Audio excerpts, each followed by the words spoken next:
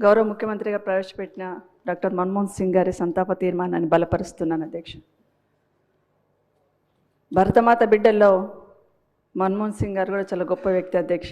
దేశం వారిని కోల్పోవడం అనేది అత్యంత బాధాకరం. ఆర్థిక విధానంలో తనకంటూ ఒక గట్టి ముద్ర వేశారు అధ్యక్ష.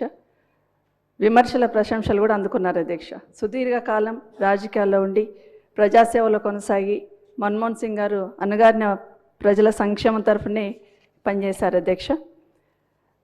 చట్టాలు పథకాలు చాలా తీసుకొచ్చిన ప్రతి దాంట్లో కూడా ప్రజా సంక్షేమం దేశాభివృద్ధి అనేది ప్రధానంగా భావించేవారు అధ్యక్ష.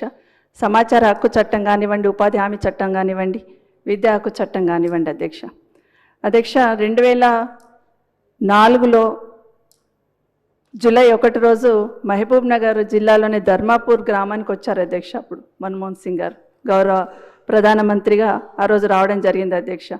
ఉద్దేశం ఏంటంటే 2000 సంవత్సరం నుండి 2004 లోపల చాలామంది రాష్ట్రంలో రైతులు ఆత్మహత్య చేసుకున్న సందర్భంలో ఆనాటి ముఖ్యమంత్రి వైఎస్ రాజశేఖర రెడ్డి గారు ఆ కుటుంబాలందరికీ కూడా ఎక్స్గ్రేషియా ఇవ్వాలి అని నిర్ణయించుకొని ఆనాటి ప్రధానమంత్రిని అక్కడికి మహబూబ్ నగర్ ఇన్వైట్ చేయడం జరిగింది అధ్యక్ష.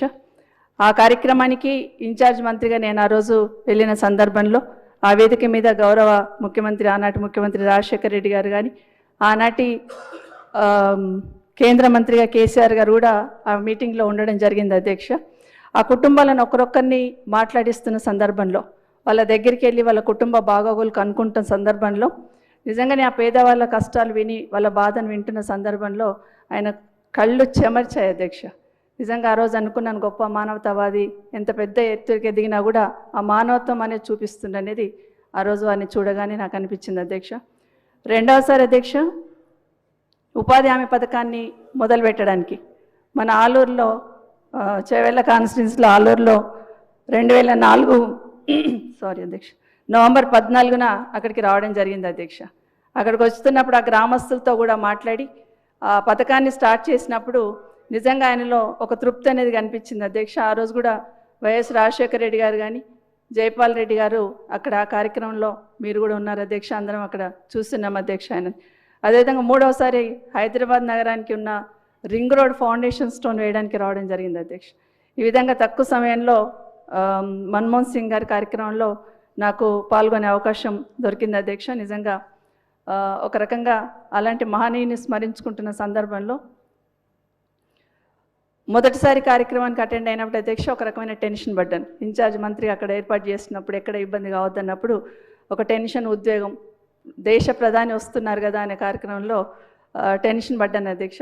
కానీ వారిని చూసిన తర్వాత చూడగానే చేయైతే దండం పెట్టాలన్నంత ప్రశాంతంగా కనిపించున్నారు అధ్యక్ష.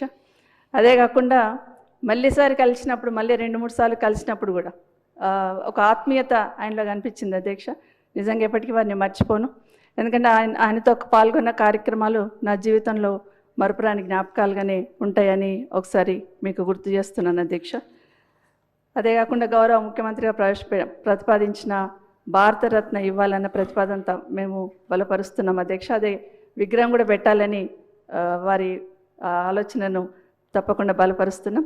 అదేవిధంగా హరీష్ రావు గారు మాట్లాడినట్టు స్కిల్ డెవలప్మెంట్ యూనివర్సిటీకి మన్మోహన్ సింగ్ గారి పేరును పెట్టాలని గౌరవ ముఖ్యమంత్రి గారిని ఈ వేదిక నుండి కోరుతున్నాను అధ్యక్ష. మన్మోహన్ సింగ్ గారి మాట్లాడినప్పుడల్లా పివి నరసింహారావు గారు తప్పకుండా గుర్తుకొస్తారు అధ్యక్ష. తెలంగాణ బిడ్డ పివి నరసింహారావు గారు చనిపోయినప్పుడు కూడా బాధపడ్డాం అధ్యక్ష. ఈరోజు మన్మోహన్ సింగ్ గారికి దక్కిన గౌరవం ఆ రోజు ఆయనకు దక్కలేదని కొంచెం బాధ అనిపిస్తుంది అధ్యక్ష. కేటీఆర్ గారు ప్రస్తావించినట్లు దేశ రాజధానిలో పివి నరసింహారావు గారి పేరు మీద మెమోరియల్ ఏర్పాటు చేయాలని ఈ సభ ద్వారా తీర్మానం చేయాలని కోరుతున్నాను అధ్యక్ష. మన్మోహన్ సింగ్ గారి మృతి పట్ల సంతాపాన్ని తెలియజేస్తూ వారి ఆత్మకు శాంతి చేకూరాలని వారి కుటుంబ సభ్యులకు నా ప్రగాఢ సానుభూతిని తెలియజేస్తున్నాను అధ్యక్ష.